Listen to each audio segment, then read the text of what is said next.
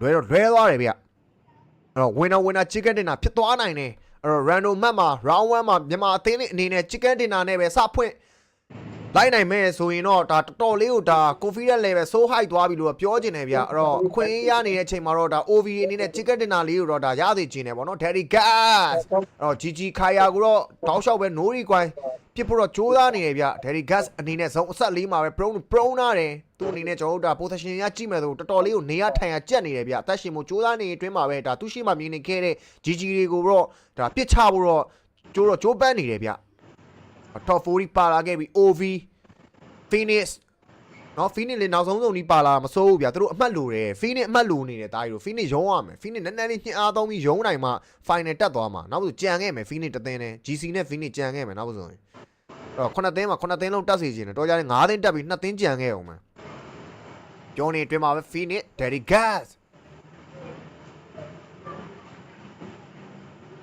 ပျောက်ကွယ်သွားခဲ့ပြီဖြစ်ပါတယ်နောက်ထပ် player တယောက်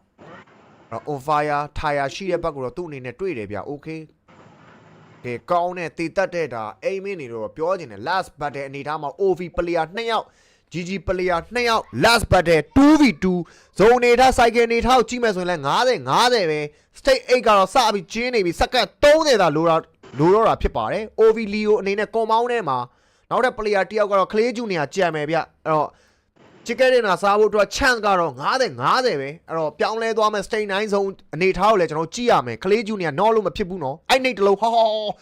လေပေါ်မှာကွဲသွားလို့ဗျာလေပေါ်မှာကွဲသွားလို့မလောနဲ့လေပေါ်မှာမကွဲအဲ့ကောင်နော်တယ်တာကြီးတို့ရဲ့လေပေါ်မှာကွဲသွားလို့ last battle 2v2 မျှတယ်နော်အော်နော်ရတယ်ရောက်ရင်နော်ရတယ်2-1နေထားနေ1-1ဖြစ်သွားပြီ sorry 2-2battle ကနေကျွန်တော်တို့ဒါ 2v1 ဖြစ်သွားပြီဗျအဲ့တော့ဒီကောင်နော့သွားပြီဆိုအဆင်မပြေဘူးလီယိုကထွက်လာမှာစုံမပါဘူး Clay Junior နော့လို့မရဘူးလို့ကိုပြောတယ်သို့တော့ညာလိုက်နော်သွားပြီဗောနော်ထွက်တာနဲ့ပြစ်မှာ GG ချစ်ကန်ပေါ့ဗျာ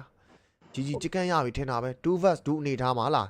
ရှေ့မှာရှိနေတဲ့ Clay Junior နော့သွားပြီဆိုတော့လီယိုကထွက်လို့မရတော့ဘူးဘယ်ညာထောက်ထားလိုက်ပြီထွက်တာနဲ့ရှောမဲ့သဘောတော့ရှိတယ်ကာဗာလိုအပ်နေသူ့အတွက်လိုအပ်နေတာကာဗာပဲ